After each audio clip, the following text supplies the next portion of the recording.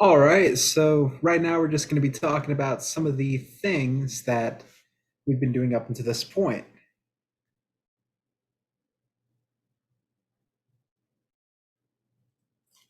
Now, for section 4.8, this is all about Newton's method. So, all we're going to do here is just go through some basic Newton's method examples. Any of the introductory theory is things that I covered in class.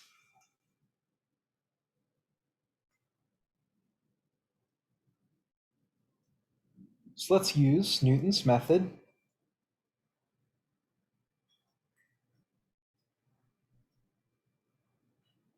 to approximate the root of the following equation. And in this equation, we're going to have two functions. We're going to have cosine of x, and we're going to have it equal to just the regular x. Now, I think it's, pretty obvious that most of us are not going to be able to tell you exactly, okay, well, the exact x that makes this true. I'm sure that there's most of us probably don't, know this exact answer. But Newton's method is all about approximation.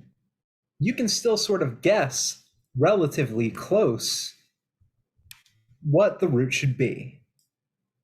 Now, the thing about Newton's method is that you also have to have a certain place value. And so in this instance, we're going to make it correct to 6 decimal places.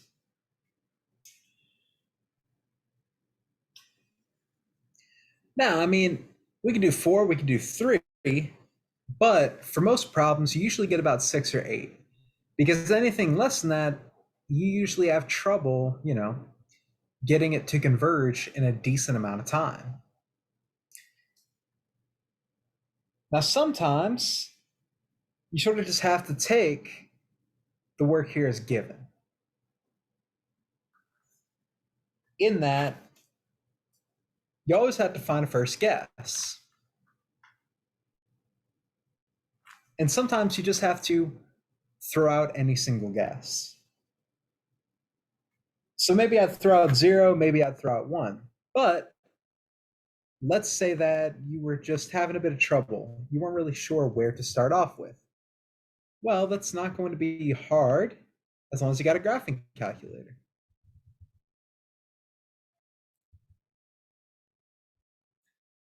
Now, I'm just going to let you know right now, I don't have a graphing calculator that's, charged and everything, but with the beauty of Desmos, you have a graphing calculator at your fingertips.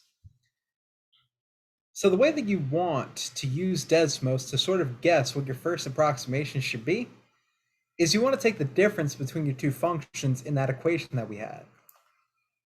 So what I had on the left was a cosine x, and what I had on the right was just a plain old x. Okay, well then I graph that function.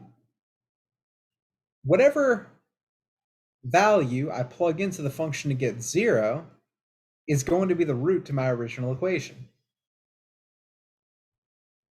And in this instance, it looks like it's 0.739 up to decimal places. But,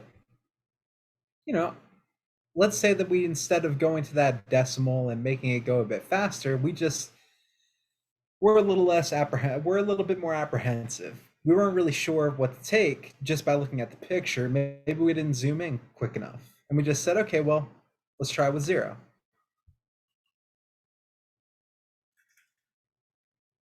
Then this should still work.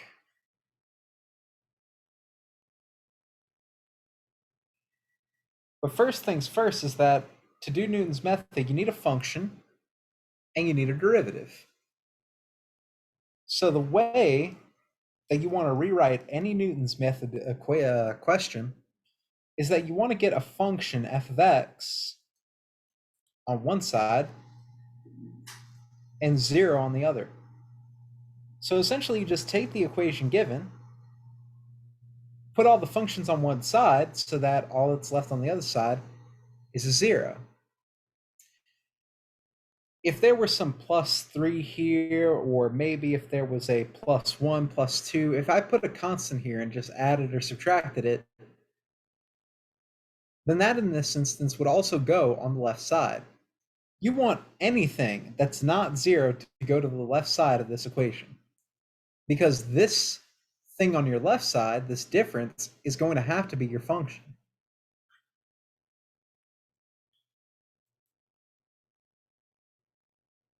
So right now we have cosine of x minus x.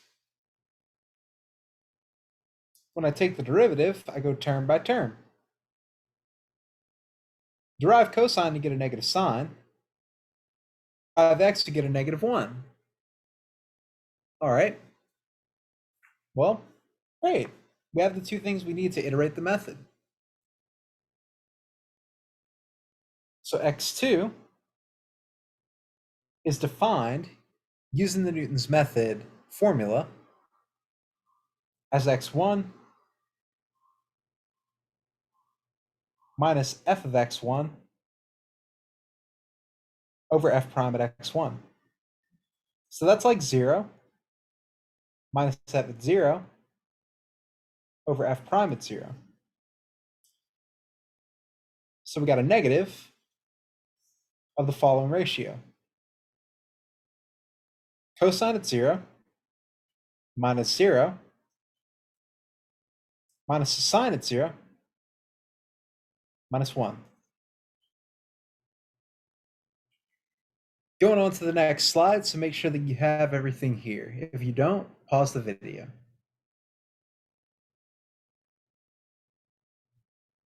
Now for that ratio that I wrote on the previous slide,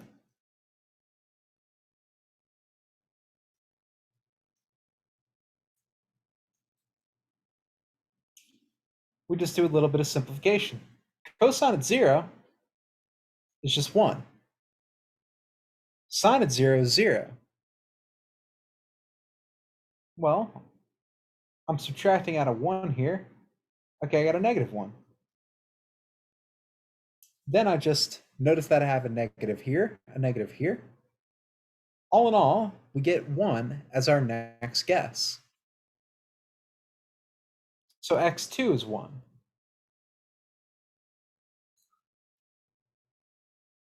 Now, if we try x3, and we once more note our formula,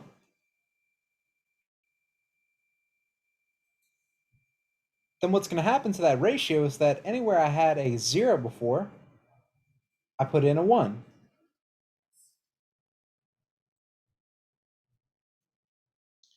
Now, the problem with this, in the sense that I can't really get an exact answer now, is because we always work with radians in calculus. And off the top of my head, I have no idea what cosine 1 is when I'm doing radians. Likewise, for the denominator, when I have to deal with that sine. So this is where you have to plug it into your calculator. But if you do that, then what you get is that approximately this ratio is going to be 0.249. We're going out to 6 places. And so if I go out to 6 places and round down, you get a nice 636 at the end. It's a bit tricky. There we go. Perfect. All right. Then we just take the difference that we have here, and what we're going to get is a nice 0.750364. And that's going to be our new guess. That's our x3. Once more, anywhere I saw x2 in the previous iteration, now we get an x3. I'm going to be plugging in this decimal expansion. And basically, I do exactly that in my calculator. So the thing about a problem like this is that you can't really properly do a Newton's method question if you don't have a calculator available to you.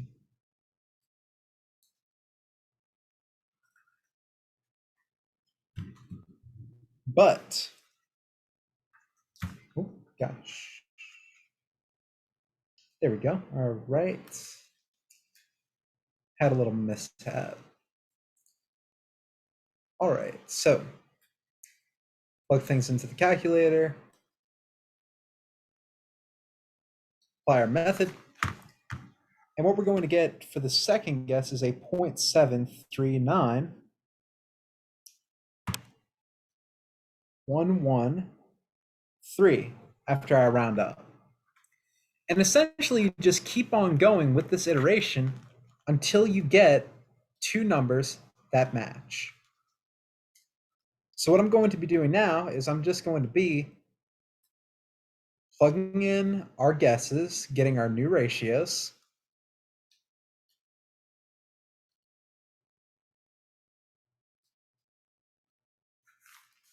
All right. And what I'm getting for x5, when I plug in the previous x4 found,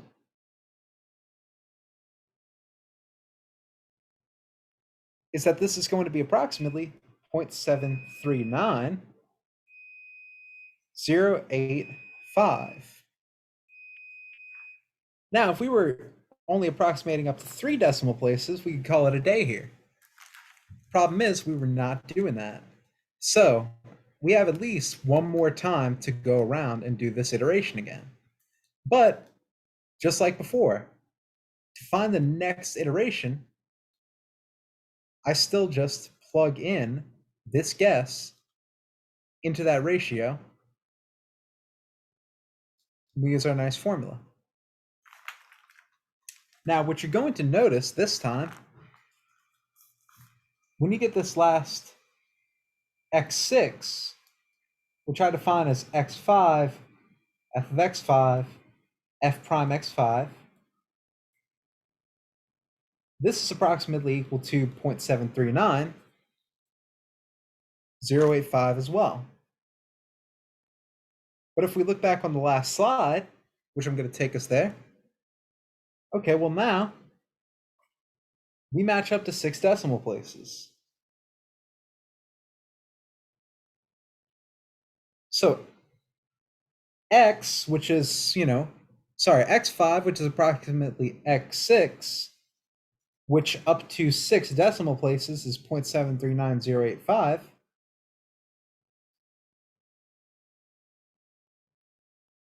Is our approximated guess.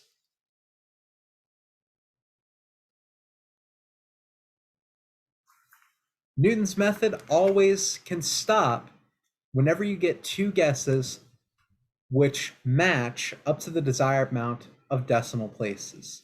In this instance, it was 6, but it differs by the problem. Now, of course, this isn't the only way that we could ask a Newton's method question. We could talk about the approximation of a given number.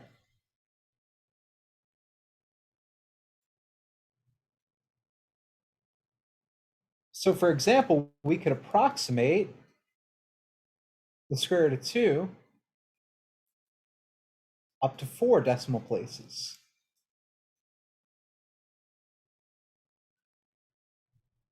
All right, 6 is fine, 8 is fine, but for this problem, I want 4. Okay. Well, how would I start this off?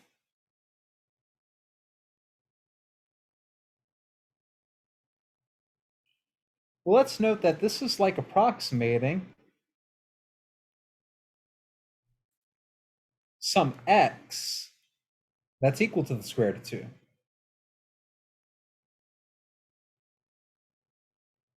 So if I square both sides, the x squared should be equal to exactly 2.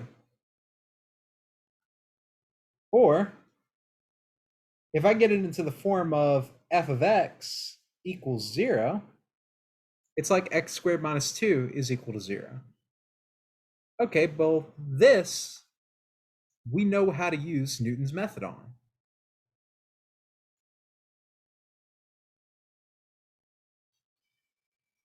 Now, it's up to you to figure out what do you think would be a good guess here.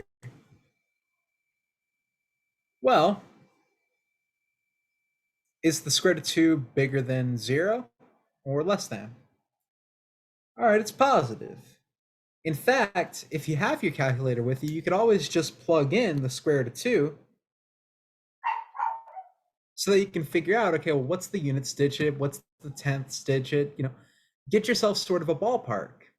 If you plug it into your calculator, you're going to see that it's approximately 1.41, so on and so forth. But that's not what this question is asking. It isn't just saying plug it into the calculator and give me what it says. It's saying approximate. But we can use that to give us an informed decision. So I could take 1 because I know that it starts with 1. It's approximately 1.4 something. If I wanted it to go even faster, I could take a 1.4. If I wanted it to go even faster than that, I could take a 1.414. It's basically just how fast do you want to get 2 successively good guesses.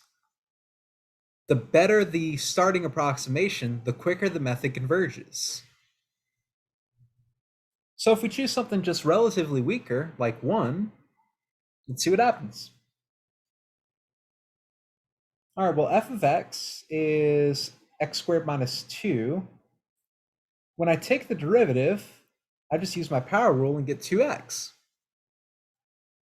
So x2 in this instance is going to be a nice x1 minus f of x1 over f prime x1. Well, all these are going to get replaced with 1. Up here I have a 1 squared minus 2. Down here I have a 2 times a 1. We get a 1. We get minus. Up top, this will be a negative. Down here, that'll be a positive. 3 halves. But it's better for us in this problem to give a decimal. For Newton's method, you should stick to decimals where you can, because exact fractions are going to be very difficult to calculate with whenever you get to something involving a trigonometric function. In this problem, it's not really going to cause you too much of a headache because, it's a nice polynomial. But if I get something involving sine or e to the x or the natural logarithm of x or a cosine, an arctangent, okay, this is a bit tougher, right? That being said, you just continue the method.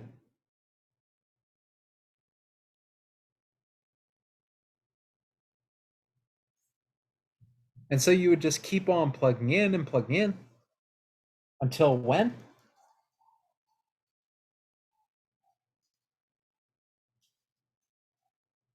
You get 2 guesses in a row that match up to 4 decimal places. Now, something that I probably should have mentioned on that last slide, but I'll note here, is that I wrote x of 2 as 1.5. But I was asking for 4 decimal places, right? So is it necessary for me to do the following? No. If it terminates and you plug it into your calculator, you only get 2 places. Okay, you don't need to put in all 4 places when you're doing your calculations. But if on paper it helps you feel a bit more comfortable to always put the exact amount of decimal places for each guess, that's fine. You should do whatever makes you comfortable in these situations.